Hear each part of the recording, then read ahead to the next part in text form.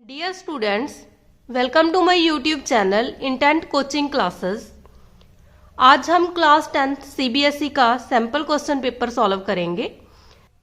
ठीक है, हमें पता है कि जो हमारा एग्जाम है वो 80 मार्क्स का होता है। ठीक है, उसी पैटर्न से ये क्वेश्चन पेपर बना हुआ है। इसमें जो फर्स्ट सेक्शन है हमारा, उसमें 20 क्वेश्चन होते हैं और ईच क्वेश्चन जो है वो 1 मार्क्स का है। ठीक है, तो हम फर्स्ट सम से स्टार्ट करेंगे।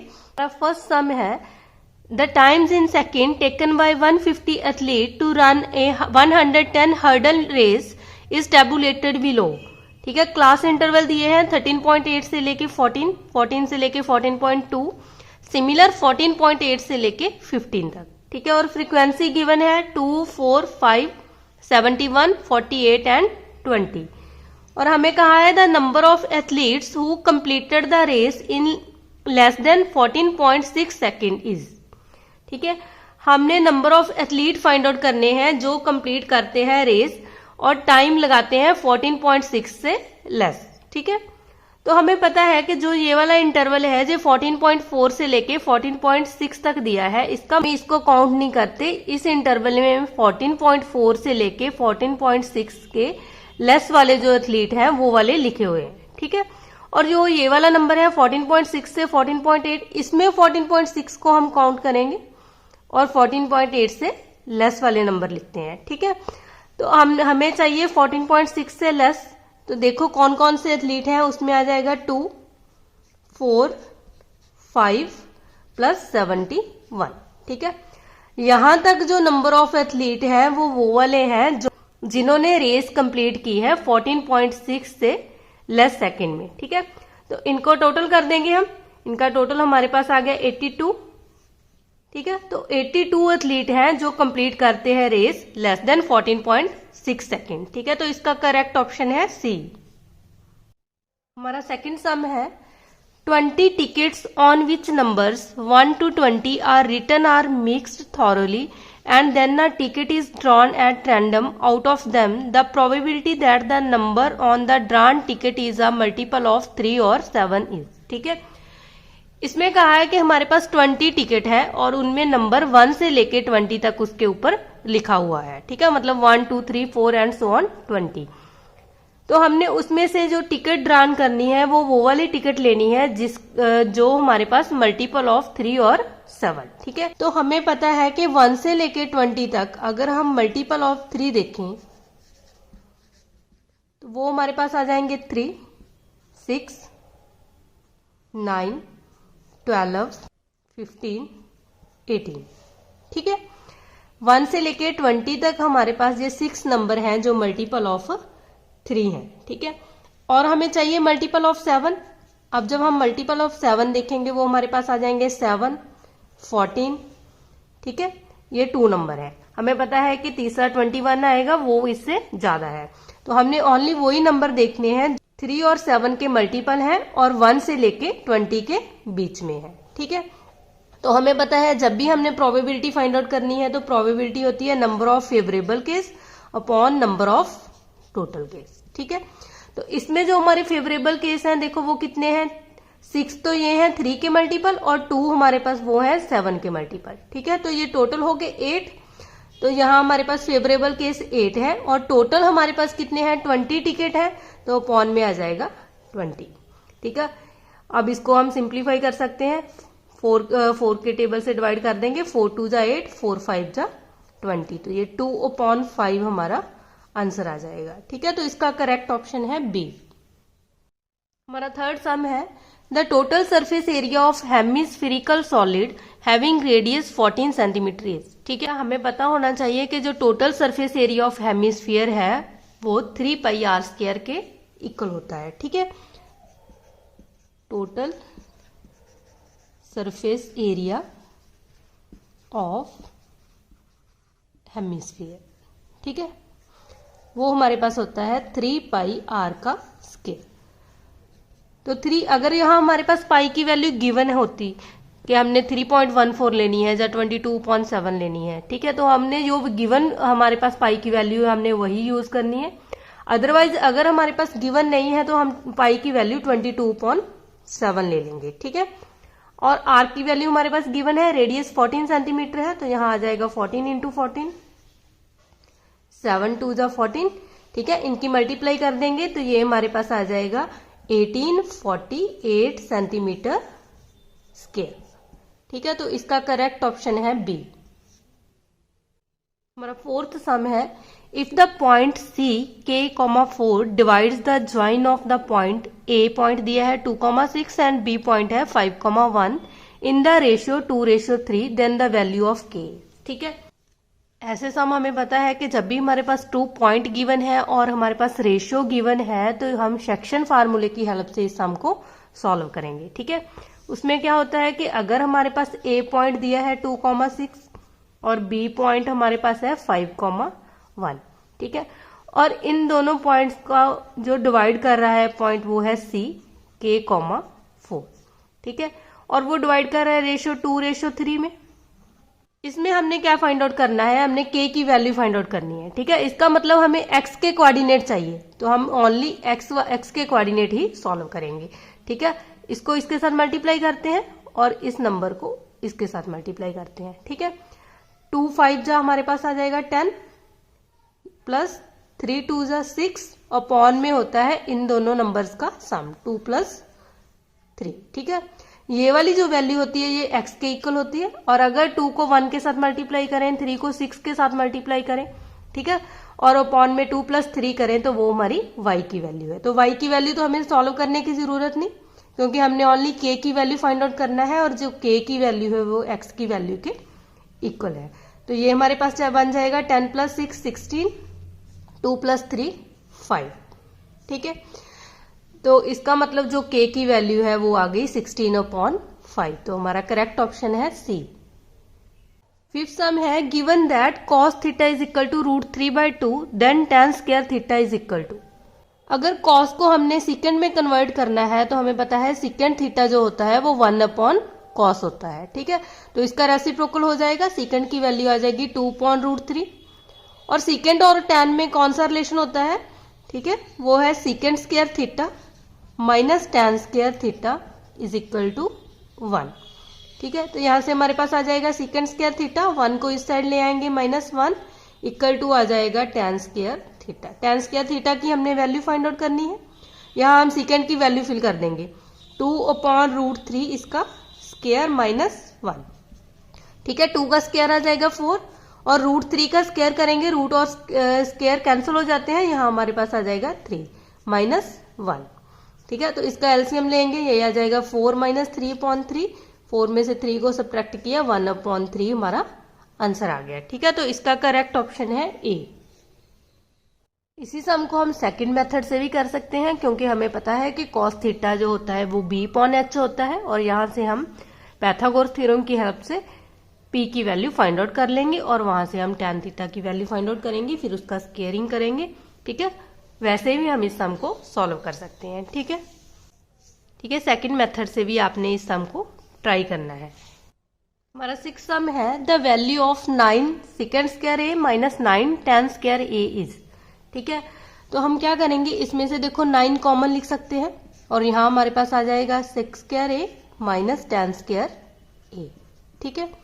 हमें पता है इसका जो फार्मूला होता है second square a minus tan square a, इसकी वैल्यू 1 के इक्वल होती है, तो यहाँ हम 9 इंटू इसकी वैल्यू 1 फिल करेंगे तो ये हमारे पास आ जाएगा 9, ठीक है। तो इसका करेक्ट ऑप्शन है बी। हमारा नेक्स्ट सम है, the perpendicular distance of A 5,12 from the y axis, ठीक है।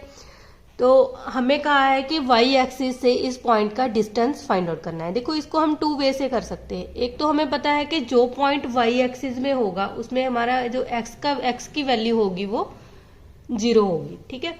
तो हमारे पास पॉइंट क्या बन जाएगा 0,12, और एक जो हमारा पॉइंट है वो हमारे पास है 5,12, और हमने ये डिस्टेंस फार्मूला पढ़ा है कि अगर हमारे पास 2 पॉइंट है उसमें जो डिस्टेंस होता है उसका फार्मूला होता है x2 - x1 का स्क्वायर प्लस y2 - y1 का स्क्वायर। ये सपोज ये हमारा x1 है, ये y1 है, और ये x2 है, ये y2, ठीक है।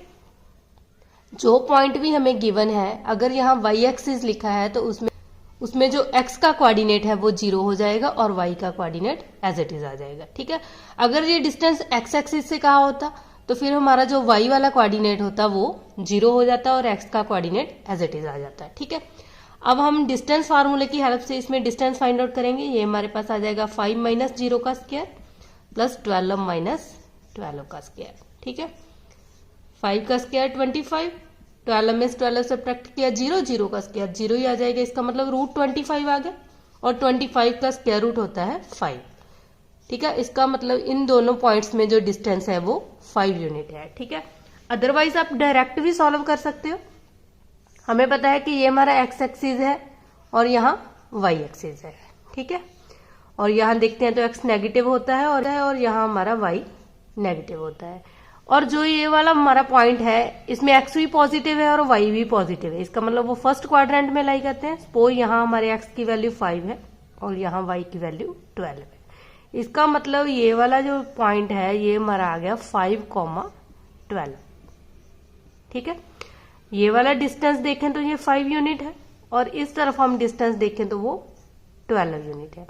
हमें कहा है इस पॉइंट का डिस्टेंस फाइंड आउट करना है फ्रॉम वाई एक्सिस। ठीक है, तो वाई एक्सिस ये वाली है और देखो यहां से लेके इस पॉइंट तक जो डिस्टेंस है वो कितना है, यो जितना हमारे बेस में है। ठीक है, मतलब वो 5 यूनिट है, तो यहां से यहां तक का डिस्टेंस क्या आ गया 5 यूनिट। तो हम डायरेक्ट भी इस तरह देखकर हमें पता है कि यहाँ हमारे एक्स के कोऑर्डिनेट की वैल्यू है और ये वाली वाई कोऑर्डिनेट की वैल्यू है। अगर इस पॉइंट का वाई एक्सिस से डिस्टेंस देखना है तो वो हमारे पास 5 यूनिट आएगा। अगर इस पॉइंट का हमने एक्स एक्सिस से डिस्टेंस देखना है तो वो 12 यूनिट आएगा। ठीक है, एज इट इज आप पॉइंट को प्लॉट करके भी डिस्टेंस निकाल सकते हो। तो इसका आंसर है ए ऑप्शन 5 यूनिट। हमारा 8th सम है, in an AP if d is equal to -4, n is equal to 7, an is equal to 4, then a is 6, 7, 20, 28। ठीक है, ये हमारे पास ऑप्शन गिवन है। हमें पता है कि हमारे पास ये AP सीरीज दी है और उसकी अगर हम nth टर्म देखें an तो उसका फार्मूला होता है a plus n minus 1 into D. ठीक है, यहाँ an की वैल्यू हमारे पास गिवन है 4, a हमने फाइंड आउट करनी है, n की वैल्यू गिवन है 7 माइनस 1 और d की वैल्यू है -4। ठीक है, इसको सिंप्लीफाई करेंगे, 7 में से 1 माइनस किया 6 और 6 को 4 से मल्टीप्लाई करेंगे तो 6 4 जा 24। ठीक है, वो माइनस क्या आ जाएगा तो यहाँ हमारे पास आ जाएगा a प्लस माइनस हो जाएगा -24 और यहाँ 4 है। ठीक है, a की वैल्यू फाइंड आउट करनी है तो इस टर्म को इस साइड ले जाएंगे, यहाँ जाके हमारा 24 प्लस का हो जाएगा इक्वल टू a और 4 प्लस 24 हमारे पास आज बन जाएगा 28। ठीक है, तो a की जो वैल्यू है वो आ गई 28, इसलिए हमारा जो करेक्ट ऑप्शन है वो आ जाएगा डी। 9th सम है हमारा, the first term of AP is P and the common difference is Q, then it's 10th term is. ठीक है, फर्स्ट टर्म मतलब हमारे पास a की वैल्यू गिवन है P के इक्वल है और कॉमन डिफरेंस D की वैल्यू हमारे पास है Q। ठीक है, हमें पता है कि जो 10th टर्म है उसको हम लिख सकते हैं a प्लस 9d। ठीक है, a की वैल्यू p है प्लस 9d की वैल्यू q है, तो हमारे पास जो 10th टर्म है वो हमारे पास बन गई p प्लस 9q। ठीक है, तो हमारा करेक्ट ऑप्शन है सी। हमारा 10th सम है, in figure common tangent to the given circle touching externally at a point t, the tangent at t meets QR at a point P if PT is equal to 3.8 centimeter then the length of QR is। ठीक है, अगर हम बड़े circle में देखें तो हमारे पास वो सर्कल गिवन है और यहाँ हमारे पास एक है P पॉइंट। ठीक है, हमें पता है कि P से लेके Q तक ये भी हमारी एक टेंजेंट है और P से लेके T तक ये भी एक टेंजेंट है। और अगर एक्सटर्नल पॉइंट से किसी भी सर्कल के ऊपर हम टेंजेंट ड्रान करते हैं तो वो दोनों टेंजेंट आपस में इक्वल होती है, इसका मतलब PQ is equal to PT आएगा।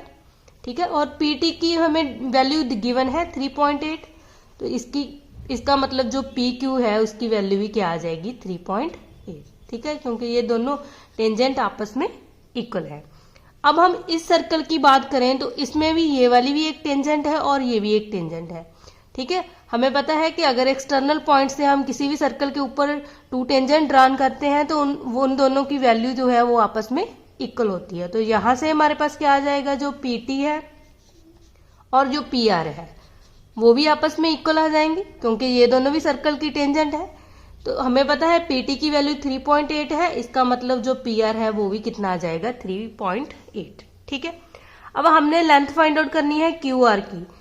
QR देखो, QR QP प्लस PR को दोनों को ऐड करके बनता है, इसका मतलब QR को हम लिख सकते हैं QP प्लस PR। ठीक है, QP की वैल्यू भी 3.8 है और PR की वैल्यू भी 3.8 है। अब जब हम इन दोनों को ऐड करेंगे तो ये हमारे पास बन जाएगा 7.6। ठीक है, तो हमारा करेक्ट ऑप्शन आ जाएगा B। हमारा 11th सम है the distance between the point 0,5 and -5,0। ठीक है, तो हमने डिस्टेंस फार्मूला पढ़ा हुआ है। अगर हमारे पास 2 पॉइंट गिवन है तो उनके बीच में जो डिस्टेंस होता है, सपोज एक हमारा A पॉइंट है 0,5 और एक पॉइंट है B जिसको हमने नेम दे दिया B, वो है -5,0। ठीक है, AB में हमने डिस्टेंस फाइंड आउट करना है, तो हमें पता है उसका फार्मूला क्या होता है, x2 माइनस x1 का square plus y2 minus y1 का स्क्वायर और उसका स्क्वायर रूट। ठीक है, सेम हम करेंगे -5 माइनस 0 का स्क्वायर प्लस 0 माइनस 5 का स्क्वायर। तो ये हमारे पास आ जाएगा -5 माइनस 5 का स्क्वायर प्लस के 25 और यहाँ भी -5 का स्क्वायर आ जाएगा 25। ठीक है, 25 को 25 में ऐड करेंगे तो 50 और 50 को हम लिख सकते हैं 25 इंटू 2। 25 का स्क्वायर रूट है 5 आ जाएगा बाहर और रूट में आ जाएगा 2। इसका मतलब इसका आंसर है वो आ जाएगा 5√2। तो बी ऑप्शन करेक्ट हो जाएगा। हमारा 12th सम है 325 can be expressed as a product of its primes. ठीक है, तो हमने इसको प्रोडक्ट ऑफ प्राइम में लिखना है, तो हम इसके प्राइम फैक्टर करेंगे। 325 ये 5 से डिवाइड होएगा पहले, तो ये आ जाएगा 5 6 30 और ये 5 5 25 65। इससे ये 5 से डिवाइड होएगा और यहाँ हमारे पास आ जाएगा 13 और 13 1 13। ठीक है, तो इसके जो प्राइम फैक्टर है वो हमारे पास बन गए 5 इंटू 5 इंटू 13। ठीक है, इंटू 1, तो इसको हम लिख सकते हैं 5 का स्क्वायर इंटू 13। तो इसका करेक्ट ऑप्शन आ जाएगा बी। नेक्स्ट हमारा है 13th sum, if difference of 2 complementary angle is 10 degree then 2 angles are. ठीक है, हमें पता है कि कंप्लीमेंट्री एंगल वो होते हैं जिन 2 एंगल्स का सम हमारे पास 90 के इक्वल आता है, और सप्लीमेंट्री वो होते हैं जो अगर हमारे पास 2 एंगल्स का सम 180 बने। ठीक है, तो हम इसको बाय ऑप्शन ही करेंगे। हमें पता है, देखो फर्स्ट 18 प्लस 10 ये 90 बन रहा है, इसका मतलब ये दोनों कंप्लीमेंट्री एंगल है। और 550 में 40 ऐड करेंगे, ये भी 90 बन रहा है, इसका मतलब ये दोनों भी कंप्लीमेंट्री एंगल है। और अगर हम 80 में 20 ऐड करें तो हमें पता है ये 100 बन रहा है, तो ये कंप्लीमेंट्री एंगल नहीं है, तो ये ऑप्शन तो वैसे ही कट गया। 60 प्लस 30 करेंगे तो ये भी हमें पता है 90 बनता है। अब हमने क्या देखना है कि ये तीनों के तीनों कंप्लीमेंट्री एंगल है। अगर ये कंप्लीमेंट्री एंगल है तो हमने देखना है कि किन किन 2 एंगल्स का डिफरेंस 10 आ रहा है। अगर हम फर्स्ट ऑप्शन देखें तो हमें पता है इन दोनों का डिफरेंस तो 70 बन रहा है, इसका मतलब इनका डिफरेंस 10 के इक्वल नहीं आया। और 50 और 40 का डिफरेंस देखें तो वो 10 आ रहा है। ठीक है, 60 और 30 का डिफरेंस 30 आ रहा है, इसका मतलब जो हमारा करेक्ट ऑप्शन है वो बी आ जाएगा, क्योंकि 50 और 40 ठीक है इन दोनों का सम, ये दोनों कंप्लीमेंट्री एंगल है, और अगर हम इनका डिफरेंस करें तो वो हमारे पास 10 के इक्वल आ रहा है। हमारा 14th सम है, according to fundamental theorem of arithmetic composite number is equal to dash of prime number. ठीक है, हमारे पास ऑप्शन है सम, प्रोडक्ट, डिफरेंस, रेशियो। तो हमें ये थ्योरम आनी चाहिए। ठीक है, ये थ्योरम का रिजल्ट है। हमें पता होना चाहिए कि जो फंडामेंटल थ्योरम ऑफ अर्थमेटिक है उसकी जो स्टेटमेंट है उसमें हमारे पास ये लिखा होता है कि कोई भी कंपोजिट नंबर उसको हम प्रोडक्ट ऑफ प्राइम नंबर्स में लिख सकते हैं। ठीक है, तो इसका करेक्ट ऑप्शन आ जाएगा B. Composite number equal to होता है प्रोडक्ट ऑफ प्राइम नंबर्स। हमारा है 15th sum, in the given figure the angle of depression from the observing position O1 and O2 respectively of the object A.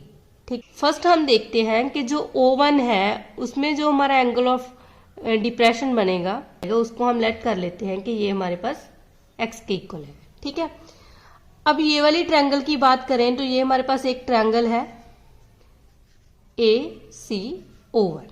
ठीक है, उसमें हमें पता है ये वाला एंगल हमारा 90 डिग्री है और ये वाला एंगल 60 है, और हम इस एंगल को फाइंड कर लेंगे। ठीक है, क्योंकि sum of angles of triangle equal to 180 होता है। तो इस ट्रायंगल में हमारे पास एक एंगल 90 है, एक 60 है, और तीसरा एंगल O1AC वो हमने फाइंड आउट कर लेना है। ठीक है, इन तीनों का सम हमारे पास 180 आ जाएगा। 90 प्लस 60 हो जाएगा 150। इसका मतलब O1AC हमारे पास आ जाएगा 180 माइनस 150 मतलब 30 डिग्री।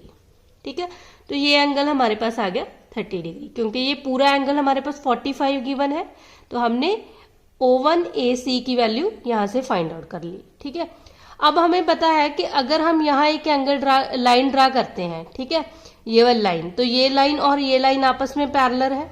अगर टू लाइंस हमारे पास पैरेलल है, अब देखें ये हमारी ट्रांसवर्सल है।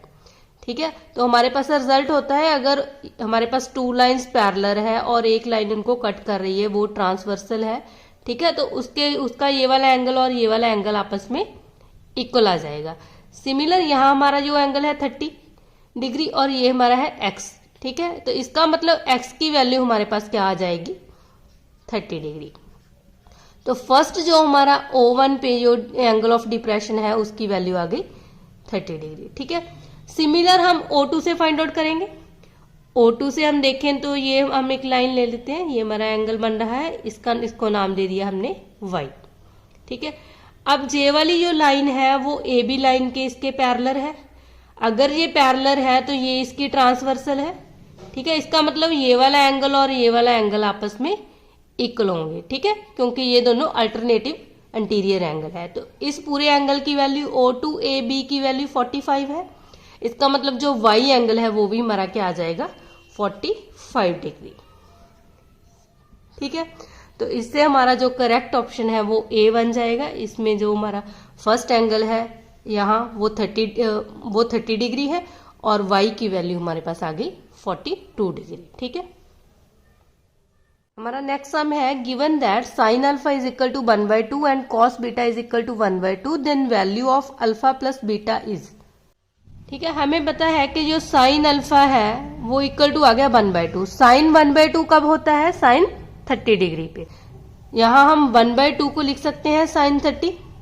ठीक है, तो इसके अल्फा की वैल्यू क्या आ जाएगी 30 डिग्री। सिमिलर हमने ये देखना है कि कॉस की वैल्यू 1/2 कब होती है। तो हमें पता है जो कॉस 60 है वो 1/2 के इक्वल होता है। इसका मतलब हम 1/2 को कॉस 60 डिग्री लिख सकते हैं। यहां से कंपेयरिंग करेंगे, कॉस से कॉस कैंसिल हो जाएगा, बीटा की वैल्यू आ जाएगी 60 डिग्री। अब हमने alpha plus beta find out करना है। अल्फा की वैल्यू 30 है प्लस बीटा की वैल्यू 60 है, तो इसका टोटल हमारे पास आ जाएगा 90 डिग्री। ठीक है, तो इसका करेक्ट ऑप्शन है डी। हमारा 17 सम है for an event E probability E plus probability E bar. E bar का मतलब क्या है probability E complement equal to x, then the value of x cube minus 3 is. ठीक है, हमारे पास ये रिजल्ट है probability E plus probability E complement is equal to x. तो हमें पता है प्रोबेबिलिटी ई कंप्लीमेंट को हम लिख सकते हैं 1 माइनस प्रोबेबिलिटी ई। ठीक है, ये हमारे पास फार्मूला होता है। तो यहाँ हम probability E as it is आ जाएगा और प्रोबेबिलिटी ई कंप्लीमेंट की वैल्यू आ जाएगी 1 minus probability E equal to x. ठीक है, ये और ये तो कैंसिल हो गए, एक पॉजिटिव है एक नेगेटिव है। यहाँ से हमारे पास जो एक्स की वैल्यू है वो 1 के इक्वल आ गई। अब हमने वैल्यू फाइंड आउट करनी है एक्स क्यूब माइनस 3 की। यहाँ हम एक्स की वैल्यू फिल करेंगे 1 क्यूब माइनस 3, तो ये हमारे पास 1 क्यूब आ जाएगा 1 माइनस 3 माइनस के 2। ठीक है, तो इसका करेक्ट ऑप्शन है ए। हमारा 18th सम है the probability that the drawn card from a pack of 52 cards is neither an ace nor a spade. ठीक है, जब भी इस टाइप का सम आता है तो हमें पता है कि हमें कार्ड्स के बारे में पता होना चाहिए। हमें पता है हमारे पास 52 कार्ड्स हैं और उसमें जो हमारे 13 होते हैं वो स्पेड होते हैं और 13 जो पत्ते होते हैं वो डायमंड के होते हैं और 13 ही हमारे पास हर्ट के होते हैं और 13 हमारे पास होते हैं क्लब। ठीक है, और जो एस हैं वो हमारे पास 4 पत्ते होते हैं, सभी में एक एक एस होता है। ठीक है, अब हमें कहा है कि हमने वो वाले पत्ते लेने हैं जिसमें स्पेड नहीं आना चाहिए। इसका मतलब 13 पत्ते तो ये कैंसिल हो गए। अब देखें तो जो हमारा एस है वो इसमें भी आएगा, इसमें भी आएगा, इसमें भी आएगा। ठीक है, उसको भी हमने निकाल देना है। तो 3 हमारे पास एस और कम हो जाएंगे। 13 + 3 ये हमारे पास हो गए 16 पत्ते। इसका मतलब ये 16 कार्ड जो है वो हमने निकाल देने हैं। तो 52 में से हमने 16 कार्ड्स की प्रोबेबिलिटी फाइंड आउट नहीं करनी। ठीक है, तो 52 में से हम 16 कार्ड को सब्ट्रैक्ट करेंगे तो वो हमारे पास आ जाएगा 36। ठीक है, इसका मतलब हमने 36 जो कार्ड्स हैं उनकी प्रोबेबिलिटी फाइंड आउट करनी है। तो प्रोबेबिलिटी हमारे पास क्या होती है? Number of favourable upon number of total case. ठीक है, फेवरेबल में हमने किसकी प्रोबेबिलिटी फाइंड आउट करनी है? 36 कार्ड्स की, और टोटल हमारे पास है 52। ठीक है, हम इसको 2 से डिवाइड करेंगे, 18 2 = 36, और इसको भी 2 से डिवाइड करेंगे तो 26 2 = 52। ठीक है, फिर से हमारे पास 2 से डिवाइड हो जाएगा, 9 2 = 18 और 13 2 = 26। तो 9/13 हमारा आंसर आ जाएगा। तो इसका करेक्ट ऑप्शन है ए। हमारा नेक्स्ट 19 एंड 20 सम है। इसमें हमारे पास असर्शन और रीजन दिया हुआ है और पूछा है कि कौन सा ऑप्शन हमारा ट्रू है। ठीक है, in the following questions a statement of assertion A is followed by the statement of reason R. हमारे पास ए ऑप्शन है, both A and R true and R is correct explanation of A. B option है, both A and R true but R is not a correct explanation of A. और C option है, A is true but R is false. And D option है, A is false and R is true. ठीक है, first हम इसका 19 सम देखते हैं। हमारा 19 सम है, उसमें हमारे पास असर्शन दिया है, the tangent to the circumcircle isosceles triangle ABC at A in which AB is equal to AC is parallel to BC। ठीक है, देखो हमारे पास क्या दिया है कि हमारे पास एक ट्रायंगल है, आइसोसेलेस ट्रायंगल है ABC, जिसमें हमारे पास AB साइड और AC साइड आपस में इक्वल है, और ये सर्कमस्क्राइब की गई है सर्कल से। ठीक है, इसके ऊपर ऐसे इस तरह एक सर्कल बना हुआ है, और हमें कहा है कि यहाँ हमारे पास एक टेंजेंट है। ठीक है, टेंजेंट वो होती है जो सर्कल को 1 पॉइंट पे टच करती है, और जो ये वाली टेंजेंट है वो BC लाइन के पैरेलल है। ठीक है, ये हमने देखना है। तो सपोज इसका नाम हमने रख लिया ABC, ये हमारा पॉइंट हो गया D और E। तो हमने ये प्रूव करना है कि जो DE लाइन है वो BC के पैरेलल है। ठीक है, ये बात कह रहे हैं। ये अगर हम देखें तो ये ABC हमारी आइसोसेलेस ट्रायंगल है। इसमें क्या होता है कि अगर ये वाली 2 साइड्स इक्वल है तो हमारे पास ये रिजल्ट होता है कि अगर हमारे पास 2 इक्वल साइड है तो उसके जो अपोजिट एंगल होते हैं वो भी इक्वल होते हैं, और यहां से हमारे पास क्या आ जाएगा, ये B और C एंगल आपस में इक्वल आ जाएंगे। ठीक है, AB = BC हमारे पास गिवन है। हमें पता है opposite angle of 2 equal sides are equal. इसका मतलब ABC एंगल जो है वो इक्वल टू आ जाएगा ACB। ठीक है, ये दोनों एंगल आपस में इक्वल है। अब हमने ये भी अल्टरनेटिव सेगमेंट थ्योरम जो है उसके अकॉर्डिंग हमने ये रिजल्ट पढ़ा है, the angle between the tangent and the chord. ठीक है, ये टेंजेंट है, ये हमारी कॉर्ड है, इसके बिटवीन जो भी हमारा यहाँ ये हमारा पॉइंट ऑफ कांटेक्ट है, यहाँ टेंजेंट टच करता है। ठीक है, इनके बीच में जो एंगल बनेगा ये वाला, और हमने ये पढ़ा है कि कॉर्डिंग ये वाला एंगल। ठीक है, ये दोनों वैल्यूज आपस में इक्वल होती है, क्योंकि हमारे पास अल्टरनेटिव सेगमेंट थ्योरम के अकॉर्डिंग ये रिजल्ट गिवन है कि the angle between the tangent and the chord at the point of contact is equal to the angle made by the chord in the corresponding alternative segment. ठीक है, तो यहां से हमारे पास क्या रिजल्ट आ गया इस थ्योरम से कि जो DAB एंगल है वो इक्वल टू आ जाएगा ACB एंगल के। ठीक है, ये एंगल और ये एंगल आपस में इक्वल है, और हमने ये पढ़ा है कि जो ACB है वो ABC के इक्वल है, और यहां से हम ये लिख सकते हैं कि DAB एंगल है वो हमारा ABC के इक्वल है। ठीक है, ABC एंगल ये वाला हो गया। अगर ये वाला एंगल और ये वाला एंगल इक्वल है तो हमारे पास ये रिजल्ट बन गया। इसका मतलब हमने ये रिजल्ट पढ़ा था कि अगर टू लाइंस पैरेलल है और उसको कोई लाइन कट कर रही है, मतलब ट्रांसवर्सल एक कट कर रही है, तो उसके जो अल्टरनेटिव इंटीरियर एंगल होते हैं वो आपस में इक्वल होते हैं। और अगर हमारे पास अल्टरनेटिव इंटीरियर एंगल इक्वल है तो इसका मतलब वो लाइंस क्या होगी, पैरेलल। ठीक है, तो यहां से हमने ये प्रूव कर दिया कि ये वाला एंगल और ये वाला एंगल इक्वल है। इसका मतलब हमारे पास जो डीई लाइन है वो बीसी के पैरेलल हो जाएगी। ठीक है, तो ये वाला रिजल्ट तो ट्रू हो गया। यही रीजन में हमने क्या पढ़ना है, देखो रीजन में क्या दिया है, P Q is a tangent drawn from an external point P to the circle with centre O, QOR is the diameter of the circle. If POR is equal to 120, then measure of OPQ is. ठीक है, हमें क्या दी है कि हमारे पास एक circle है जिसका सेंटर O है। ठीक है, उसके बाहर एक P पॉइंट है और वहां से हमने एक टेंजेंट ड्रा करनी है P और Q। ठीक है, सपोज ये Q पॉइंट है, PQ is tangent drawn from an external point P to the circle with centre O। ठीक है, और जो QOR, ये Q है, ये O है, सपोज यहाँ हमारे पास R पॉइंट है। ठीक है, QOR डायमीटर है सर्कल की। If POR is equal to 120, P point यहाँ है, O पॉइंट यहाँ है और R पॉइंट यहाँ है। इसका मतलब जब हम इसको मिलाएंगे ऐसे, POR ये वाला जो एंगल है वह हमारे पास 120 गिवन है। ठीक है, then measure of OPQ, OPQ ये वाला एंगल हमने फाइंड आउट करना है। ठीक है, इन्होंने कहा है कि ये वाले एंगल की वैल्यू 60 है। अब हमने देखना है कि ये ट्रू है या नहीं। अब इस सम में देखो, हम किसी भी टाइप से इस सम को सॉल्व कर सकते हैं। हमें पता है कि अगर हमारे पास ये टेंजेंट है और ये वाला जो ये हमारा सेंटर है सर्कल का, ठीक है, सर्कल के सेंटर से अगर हम टेंजेंट ड्रा करते हैं, ये वाली टेंजेंट, तो ये आपस में परपेंडिकुलर होते हैं। इसका मतलब ये वाला एंगल 90 है।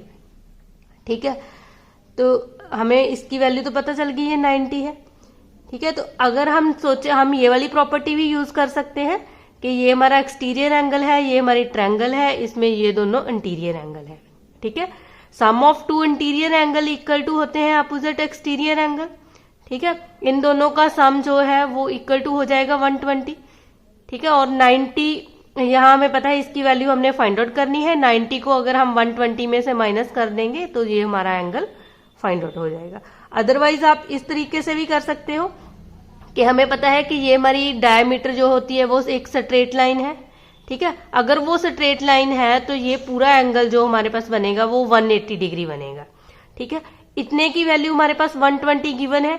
इसका मतलब जो ये वाला एंगल है उसकी वैल्यू हमारे पास क्या आ जाएगी, 60 डिग्री। ठीक है, अगर ये 60 है तो हम एंगल सम प्रॉपर्टी भी लगा सकते हैं। सम ऑफ एंगल्स ऑफ ट्रायंगल क्या होता है, 180। ठीक है, इसका मतलब ये वाला एंगल 90 हो गया, ये हमारे पास 60 हो गया, और ये एंगल हमने फाइंड आउट करना है OPQ। इन तीनों एंगल्स का सम किसके इक्वल आ गया, 180 के। ठीक है, 9 + 60 आ गया 150, 150 plus OPQ is equal to 180, और यहां से हमारे पास OPQ क्या आ जाएगा, 180 माइनस 150 मतलब 30 डिग्री। ठीक है, इस वे से भी आप सॉल्व कर सकते हो। अगर आपने वो वाला रिजल्ट यूज करना है कि sum of two interior angle equal to exterior angle, तो वो वाला रिजल्ट यूज करेंगे तभी हमारे पास बन जाएगा 90 plus OPQ is equal to आ जाएगा 120। तो यहां से हम OPQ की वैल्यू फाइंड आउट करेंगे तो 120 माइनस 90, तो ये हमारे पास आ गया 30। ठीक है, आप किसी भी वे से इस सम को सॉल्व कर सकते हो, लेकिन हमारे पास इन्होंने कहा है कि OPQ की वैल्यू क्या है, 60 डिग्री। इसका मतलब ये ट्रू नहीं है। तो इसका करेक्ट ऑप्शन क्या बन जाएगा कि जो हमारा A है वो ट्रू है, लेकिन जो रीजन है हमारे पास वो ट्रू नहीं है, वो फॉल्स है। ठीक है, तो इसका करेक्ट ऑप्शन C बन जाएगा हमारे पास कि A is true, but R is false. हमारा 20th सम है, हमारे पास रिलेशन गिवन है PQ is a tangent to a circle with centre O at a point P। If triangle OPQ is an isosceles triangle then OQP is 45 degree. ठीक है, हमें क्या given है कि हमारे पास एक सर्कल है ठीक है, जिसका सेंटर हमारे पास है O, और एक हमारे पास P पॉइंट है। वो यहाँ हमने एक P पॉइंट लिया और वहां हमारी ट्रायंगल बन रही है OPQ is an isosceles triangle. ठीक है, तो सपोज हमारे पास ये वाली वैल्यू इस टाइप की ट्रायंगल है। ठीक है, तो यहाँ हमारे पास P पॉइंट है OP और यहाँ है Q। ठीक है, तो हमें पता है कि अगर हमारे पास टेंजेंट है और ये हमारा सर्कल का सेंटर है और ये दोनों आपस में परपेंडिकुलर होते हैं, मतलब ये वाला एंगल 90 डिग्री होता है। अगर ये आइसोसेलेस ट्रायंगल है तो ये वाली साइड और ये वाली साइड आपस में इक्वल है। तो हमने ये रिजल्ट पढ़ा है कि अगर टू साइड्स इक्वल है किसी भी ट्रायंगल की तो उसके अपोजिट एंगल भी इक्वल होते हैं। तो यहां से हमारे पास रिजल्ट बन जाएगा, अगर OP is equal to OQ है तो देन POQ इक्वल टू आ जाएगा OQP। ठीक है, ये दोनों एंगल आपस में इक्वल होंगे। अब हमें पता है कि sum of angles of triangle 180 के इक्वल होता है। अगर हम ये तीनों एंगल्स को काउंट करें तो ये हमारे पास एक तो एंगल है 90 प्लस यहाँ हमारे पास देखो ये POQ और QOP, इन दोनों को लिखेंगे तो यहाँ हम 2OQP लिख सकते हैं क्योंकि POQ की वैल्यू भी QOP के इक्वल है। ठीक है, तो इनका सम 180 के इक्वल आ जाएगा। यहाँ हमारे पास 2OQP इज इक्वल टू आ जाएगा 180 माइनस 90 करेंगे तो 90, और OQP हमारे पास आ जाएगा 90/2 45 डिग्री। इसका मतलब हमारा जो हमारा रिजल्ट है वो ट्रू हो गया। ठीक है, अब हम रीजन देखते हैं। देखो रीजन में हमें क्या बताया है कि if two tangent inclined at 60 degree are drawn to a circle of radius 3 centimetre then length of each tangent is. हमारे पास क्या गिवन है, हमारे पास एक सर्कल है। ठीक है, और उन्होंने कहा है कि इसके ऊपर 2 टेंजेंट ड्रा की गई हुई है। सपोज ये P पॉइंट है, यहाँ से हमने ये टेंजेंट ले ली, एक A पॉइंट है, ये B पॉइंट है। ठीक है, हमने इन टेंजेंट की लेंथ फाइंड आउट करनी है अगर इन दोनों टेंजेंट के बीच में जो एंगल है वो 60 डिग्री बन रहा है। और इस सर्कल का जो सेंटर है हमारे पास, और सर्कल की जो रेडियस गिवन है वो हमारे पास है 3 सेंटीमीटर। ठीक है, रेडियस 3 सेंटीमीटर है। तो हमने फाइंड आउट करना है कि जो ये AP की लेंथ है वो 3√3 है। ठीक है, तो फर्स्ट हम क्या करेंगे, हमने इस लाइन को इससे यहाँ से ड्रा कर लिया। अब ये वाली जो क्वाड्रिलेटर थी वो 2 ट्रायंगल में कन्वर्ट होगी। अब इन दोनों ट्रायंगल्स को अगर हम कॉन्ग्रेंट करना चाहें तो हमें पता है एक तो हमारे पास ट्रायंगल है OAP एंड एक है OPB। ठीक है, इसमें हम देखें OA is equal to OB, ये पता है ये वाली साइड और ये वाली साइड इक्वल है क्योंकि ये दोनों रेडियस है। ठीक है, और OP हमारे पास कॉमन साइड है, कॉमन है। ठीक है, और हमें पता है कि अगर कोई एक्सटर्नल पॉइंट है हम उस पॉइंट से कोई भी 2 टेंजेंट ड्रॉ करते हैं सर्कल के ऊपर को उनकी लेंथ इक्वल होती है, और यहाँ से PA is equal to PB आ जाएगा। ये दोनों टेंजेंट है हमारे पास, तो SSS के अकॉर्डिंग, ठीक है, बाय SSS रूल, तो ये दोनों ट्रायंगल्स हमारी कॉन्ग्रेंट होगी। OAP कॉन्ग्रेंस हो गई ट्रायंगल OPB। अगर ये कॉन्ग्रेंट है हम लिख सकते हैं angle OPA is equal to angle OPB equal हो जाएंगे बाय CPCT। ठीक है, अब हमें ये पता है कि अगर हमने OPA एंगल फाइंड आउट करना है तो वो अगर ये दोनों एंगल आपस में इक्वल है, ठीक है, इन दोनों का सम हमारे पास APB के इक्वल है। ठीक है, अगर हमने OPA की वैल्यू फाइंड आउट करनी है तो हम हाफ कर देंगे APB को। ठीक है, ये हमारे पास 60 डिग्री है और यहाँ से हमारे पास OPA की वैल्यू क्या आ गई 30 डिग्री, तो ये वाला एंगल 30 डिग्री आ गया। अब हमारे पास एक एंगल गिवन है और ये वाली साइड, ठीक है, ये हमारे पास 90 डिग्री का एंगल होता है। यहाँ हमें पता है ये हमारा परपेंडिकुलर है, ये बेस है, ये हाइपोटेन्यूज है। ठीक है, तो हम tan 30 डिग्री फाइंड आउट करेंगे। tan 30 डिग्री हमें पता है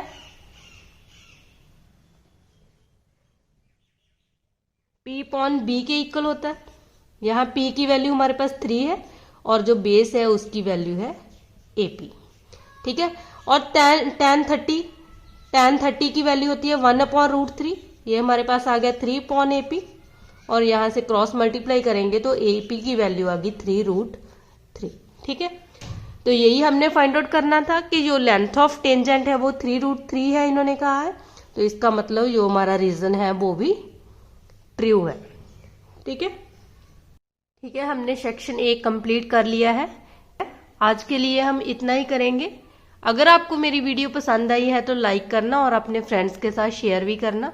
अगर आप मेरे चैनल पे नए आए हो तो चैनल को सब्सक्राइब करना मत भूलना।